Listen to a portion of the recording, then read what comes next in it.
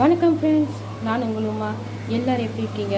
இன்றைக்கி ஒரு அட்டகாசமான ரொம்ப ரொம்ப சத்தான ஒன் பாட் ரெசிபின்னு நம்ம சொல்கிற மாதிரி இந்த ஒரு அடை சாப்பிட்டாலே நமக்கு வயிறு ஃபுல்லாகிடும். நமக்கு தேவையான சத்துக்கள் அனைத்துமே கிடைச்சிரும். இது என்னென்னு கேட்டிங்களா, இது வந்து மில்லட் அடை. அதாவது வீட்டில் வாங்கி வீட்டிலேயே ஊற வச்சு அரைச்ச மில்லட் அடை. மாவாக அரைச்சி இல்லை, அதாவது காய வச்சு அரைப்போம்ல அந்த மாதிரி இல்லாமல் அரிசிக்கு இட்லிக்கு ஊற வைக்கிற மாதிரி இதை ஊற வச்சு அரைச்சி தான் நாங்கள் அடை செய்வோம். அப்பப்போ தேவையான அளவுக்கு இதை போட்டுப்போம்.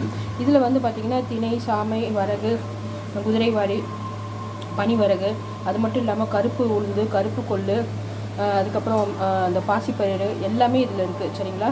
அதனால் ரொம்ப ரொம்ப சத்தானது இது. இதை வச்சு நம்ம இப்போ ஒரு சூப்பரான ஒரு எக் மில்லட் அடை செய்ய போகிறோம். இது வந்து தேவையான எக் இருக்குது, ஆனியன் இருக்குது, பச்சை மிளகாய், இதுக்கு கொரியாண்டர், இது வந்து பார்த்திங்கன்னா மஞ்சள் தூள், இது மிளகாய் தூள். சரிங்களா? இதை வச்சு நம்ம எப்படி செய்யறதுன்னு பார்க்கலாம். இப்போ இது எல்லாமே நம்ம ஃபஸ்ட்டு கலந்துக்கலாம். சரிங்களா? பாருங்கள் ஃப்ரெண்ட்ஸ், நான் இப்போ உங்கள்கிட்ட சொன்ன எல்லா இன்க்ரீடியண்ட்டுமே இந்த கிண்ணத்தில் வந்து போட்டு மொத்தமாக கலந்துட்டேன். எதையுமே வதக்கவும் இல்லை, எதுவுமே இல்லை, அப்படியே பச்சையாக தான் கலந்துருக்கேன். சரிங்களா? பாருங்கள், 2 முட்டை உடச்சி ஊற்றிட்டு மிளகாய் தூள், மஞ்சள் தூள், ஆனியன், அதுக்கப்புறம் பச்சை மிளகாய், அதுக்கப்புறம் கொத்தமல்லி, இது எல்லாமே சேர்த்தாச்சு. கூட வந்து கல்லுப்பு போடாதீங்க, இதில் வந்து கரையாது. ஏன்னா முட்டையில் வந்து இது கரையாது, அதனால் சால்ட்டு சேர்த்துக்கோங்க. சரிங்களா? இப்போ இது நல்லா நம்ம சேர்த்துட்டோம். இப்போ வந்து எப்படி அடவாக்குறதுன்னு பார்க்கலாம் வாங்க. அதே வந்து நல்லா நம்ம ரொம்ப மெல்லிசாக இல்லாமல் தடிமனாக ஊற்றிக்கோங்க. சரிங்களா? பாருங்கள் ஃப்ரெண்ட்ஸ், இப்போ வந்து நான் அடை ஊற்ற போகிறேன்.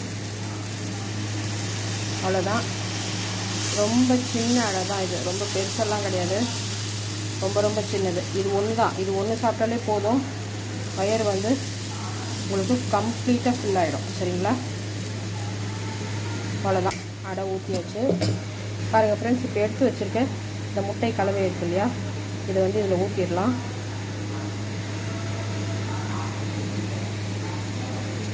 இந்த கறி தோசை இருக்குது பார்த்திங்களா, அந்த மாதிரி சூப்பராக இருக்கும்.